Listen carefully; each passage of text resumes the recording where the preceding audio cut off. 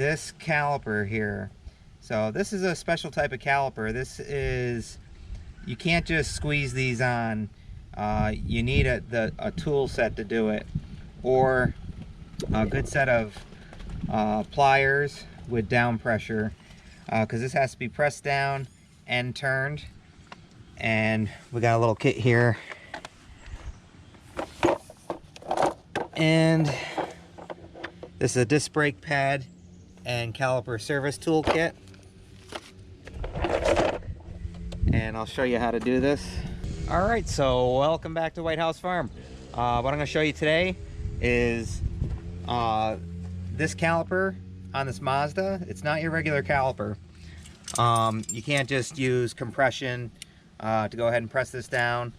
You're going to need some sort of tool set like this right here, the Maddox disc brake pad and caliper service tool set kit, or a good set of pliers with some down pressure.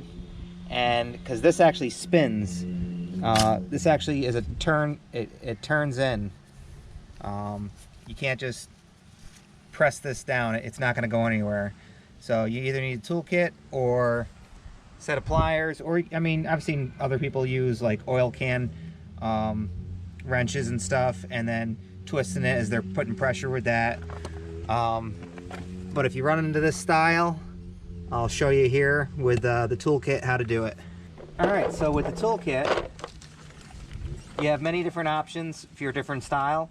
I know on this Mazda, Mazda 3, it's going to take the number 7, and you're going to need all 3 of these pieces here.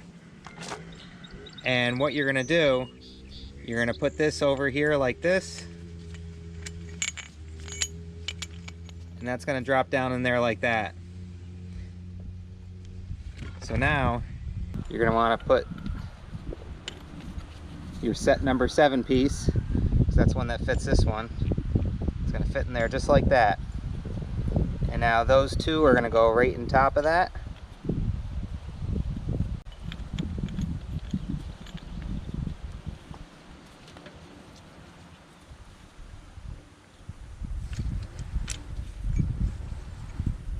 Then you're going to tighten this up right here.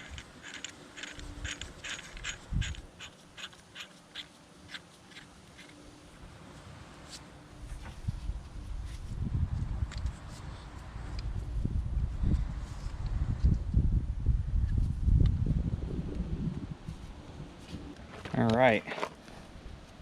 So now you can see we have our number 7 on top, and then we have this all set. We got this tightened all the way up on here, and now all you're going to do is turn clockwise, and this is going to apply pressure down and twist at the same time. And you can watch how this is going to come flush with that band down there. So all we're going to do is turn it. You can see it turning right in there. All the way down.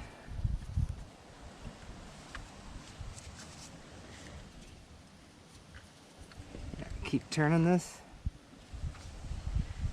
and you'll feel it bottom out, like right there. So that bottomed out.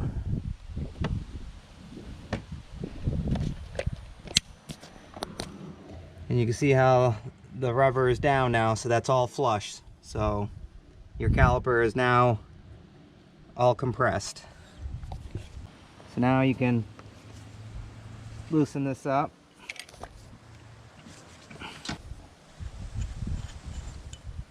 And this will pull right out of there. And look, got your number 7 on there because there's a magnet, so it kind of holds it on there for you. And now you can see, yep. Now we can go ahead and place this back on here.